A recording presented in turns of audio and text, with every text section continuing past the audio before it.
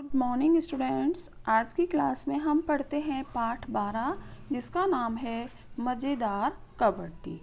बच्चों, आपने कबड्डी का खेल खेला भी होगा और दूसरे बच्चों को खेलते देखा भी होगा। तो हम आज इस पाठ को पढ़ते हैं। इसमें बच्चों कुछ संवाद के रूप में ये पाठ दिया गया है। संवाद यानी आपस में टीचर की और बच्चों की आपस में बातें हैं कबड्डी के बारे में जानने के लिए। ठीक है बच्चों, तो ये एक संवाद का पाठ है, आपस में बातचीत कर रहे हैं। ये जैसे देखो मांगीलाल है, इधर बोलेगा यानी मांगीलाल का ये डायलॉग है। मोहन है, शारीरिक टीचर है, जो हमारे टीचर होते हैं जो खेल कराते हैं। टीना है, सकीना है, गीता है, मोहन है, ये सारे बच्चे हैं और अपने जो पीटीआई हैं, शारीरिक टीचर शिक्षक हैं, उनसे बातचीत कर रहे हैं, कबड्डी के बारे में जानकारी ले रहे हैं। ओके, और कुछ बच्चे इसमें खेल रहे हैं। तो आज हम इस पाठ को पढ़ते हैं। कबड्डी कबड्डी कबड्डी, पकड़ो पकड़ो, आउट आउट, टीना आउट, चल गीता अब तू कबड्डी देने जा। उच्च प्राथमिक विद्यालय के सामने कबड्डी के अभ्यास का दृश्य है, यानी उच्च प्राथमिक विद्यालय है मिडिल तक, उसके सामने कबड्डी बच्चे खेल रहे हैं। शारीरिक टीचर शिक्षक खेल प्रतियोगिता हेतु छात्र छात्राओं को अभ्यास कराते हैं। जैसे हमारे जो पीटीआई सर हैं, शारीरिक टीचर हैं, वो भी बच्चों को खेल खिलाते हैं। हमारे यहाँ बास्केटबॉल का वो है मैदान, तो उसमें खेल खिलाते हैं। इसमें ये पीटीआई क्या करवा रहा है, कबड्डी का खेल खिला रहा है। नेक्स्ट हम पढ़ते हैं शारीरिक शिक्षक, यानी शारीरिक शिक्षक बोल रहा है। पी पी यानी सीटी की आवाज़ है। विशल सीटी बजाते हुए, चलो बच्चों अब कुछ समय अभ्यास की बजाय विश्राम होगा, यानी अभ्यास करते करते बीच में रेस्ट भी मिलता है, विश्राम मिलता है। चलो चलो सभी इस पेड़ की छाया में बैठ जाओ, आज मैं आपको कबड्डी के खेल की मज़ेदार जानकारी दूंगा, क्या सब सुनोगे? यानी खेलते खेलते वो टीचर कह रहा है कि मैं इसके बारे में पूरी तुम्हें जानकारी दूंगा। हाँ गुरुजी, सब बच्चे एक साथ चिल्ला उठे, बड़ा मज़ा आएगा। अब आपस में इनकी बातचीत हो रही है, यानी संवाद हो रहा है। मांगीलाल बोलता है, एक लड़का है, गुरुजी देखो इस मोहन ने मेरा नेकर फाड़ दिया। मोहन बोल रहा है, और गुरुजी तब मांगीलाल ने मेरा गला पकड़ लिया था, यानी खेलते समय उसने नेकर फाड़ दिया और उसने मांगीलाल ने गला पकड़ लिया था। टीचर बोल रहा है हंसते हुए, देखो भाई लड़ाई बंद करो, वैसे भी कबड्डी में बाल, गला, नेकर या बनियान पकड़ना फाउल है, यानी फाउल माना जाता है। टीना, यह फाउल क्या होता है? अब टीना को पता नहीं कि फाउल होता क्या है। अब शारीरिक शिक्षक, मैच के दौरान गलत खेल या नियम टूटने पर रेफरी फाउल का इशारा करते हैं, यानी नियम के अकॉर्डिंग नहीं चलना, उसको नियम को तोड़ना या फिर गलत तरीके से खेलना, उसे फाउल कहा जाता है और रेफरी फाउल का इशारा करते हैं। सकीना, फाउल समझ में आ गया कि गलत खेलना या फिर नियम को तोड़ना। अभी सकीना पूछ रही है, उन्होंने कहा ना रेफरी फाउल का इशारा करते हैं, तो सकीना पूछ रही है गुरुजी यह रेफरी कौन होता है?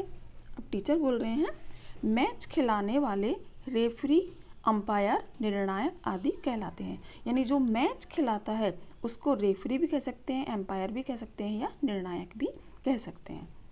गीता, हाँ अब समझी, इनके गले में लाल काली विशल भी लटकी होती है, किसके गले में? रेफरी के यानी निर्णायक के गले में। मोहन, और वो ऐसे बजाते भी हैं, मुंह से सीटी बजाते हुए। सीटी बजाते हुए मोहन कह रहा है कि ऐसे बजाते हैं, सभी बच्चे एक साथ ठहाका लगाते हैं, यानी बहुत ज़ोर से हंसते हैं क्योंकि मोहन सीटी बजाता है। नेक्स्ट सलीम बोल रहा है, गुरुजी कबड्डी कबड्डी का उच्चारण तो बिना सांस तोड़े होता है ना? जसबीर, और कबड्डी के दौरान बीच में सांस टूटी तो आउट, आउट यानी खेल से बाहर। शारीरिक शिक्षक, अरे वाह अब तो आप बहुत कुछ जान गए हो, यानी कबड्डी कबड्डी कहना उसमें बीच में क्या है, सांस नहीं लिया जाता, अगर सांस टूट गया तो आउट माना जाता है, यानी खेल से बाहर माना जाता है। तो लगातार कबड्डी कबड्डी कबड्डी कबड्डी इस तरीके से बोला जाता है। नेक्स्ट गोपाल कह रहा है, कबड्डी में क्या थप्पड़ भी लगा सकते हैं? सब जोरदार ठहाका लगाते हैं, तो थप्पड़ के लिए बोलता है, सब जोरदार हंसते हैं। तेज, शारीरिक शिक्षक, अरे भाई अभी बताया ना, थप्पड़ घूंसा आदि गंभीर फाउल होता है और वैसे भी कबड्डी का खेल प्यार, शिष्टाचार, राष्ट्रीयता, अनुशासन, एकता, समानता आदि गुणों से भरा होता है। कि थप्पड़ घूंसा नहीं लगा सकते तो बहुत ज़्यादा बड़ा फाउल माना जाता है। ये खेल, कबड्डी का खेल एक ऐसा खेल है जिसमें एकता है, दोनों सब मिलकर एकता से खेलें, प्यार प्रेम से, अपने शिष्टाचार से, नियम से, राष्ट्रीयता का खेल है और अनुशासन में और समान होके खेलें। ये सभी गुण कबड्डी के हैं। ये देखो बच्चे कबड्डी खेल रहे हैं। इसमें गौरव, कबड्डी खेलने से और क्या क्या लाभ होते हैं? गौरव पूछ रहा है टीचर से कि कबड्डी का जो खेल होता है उसको खेलने से कौन कौन से लाभ होते हैं। शारीरिक शिक्षक, अति सुंदर प्रश्न, बहुत ही अच्छा प्रश्न किया। स्वस्थ व सुगठित शरीर, यानी हमारा शरीर कबड्डी खेलने से स्वस्थ रहता है और सुगठित यानी बिल्कुल बंधा हुआ गठित रहता है। तेज दिमाग रहता है और खेलने से तो तेज दिमाग रहता है। ये सभी खेल बहुत ही अच्छे होते हैं। बच्चों को खेलना बहुत ही ज़रूरी है। ज़रूरी नहीं है कि हम पढ़ते ही पढ़ते रहें या फिर यानी सभी काम हमें करने हैं। खेलना भी है, खेलने के टाइम खेलना है, पढ़ना है, पढ़ने के टाइम खेलना है, होमवर्क करना है, सोना है, खाना है, सभी काम होने चाहिए। तो तेज दिमाग भी उससे बढ़ता है खेलने से। प्रसन्न मन, और हमारा मन खुश रहता है खेलने से, बच्चों का मन खुश रहता है। देश के लिए खेलने की लालसा आदि लाभ भी होते हैं। और देश के लिए जो खेल होते हैं, बड़ी बड़ी टीम में जाते हैं, एक दूसरे के देश के खेले जाते हैं, तो उसमें भी देश की लालसा बढ़ती है। सिद्धार्थ कह रहा है कबड्डी देने वाले और उन्हें पकड़ने वाले को क्या कहते हैं? जो कबड्डी देता है और उन्हें जो पकड़ता है उसे क्या कहते हैं? शारीरिक शिक्षक, शाबाश। कबड्डी का उच्चारण करते हुए विपक्षी पाले में जाने वाले खिलाड़ी को रेडर व पकड़ने वाले को कैचर कहते हैं। यानी जो उच्चारण देता है जो खिलाड़ी है उसको तो रेडर बोलते हैं और जो पकड़ता है उसको क्या बोलते हैं? कैचर, यानी कैच करना, पकड़ना। लालू राम, गुरुजी यह पाला क्या होता है? वो पूछ रहा है।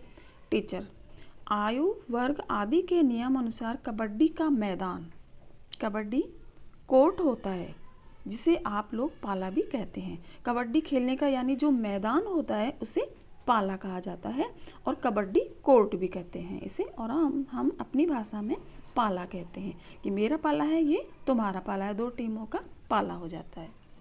तो कबड्डी खेलने का मैदान है उसे हम पाला कहते हैं। कबड्डी खेलने से बच्चों क्या होता है? सुगठित शरीर होता है। यहाँ तक पढ़ेंगे, आगे हम कल की नेक्स्ट क्लास में पढ़ेंगे। आप यहाँ तक पढ़ना और इस पार्ट को बहुत ही ध्यान से समझना। Okay, thank you.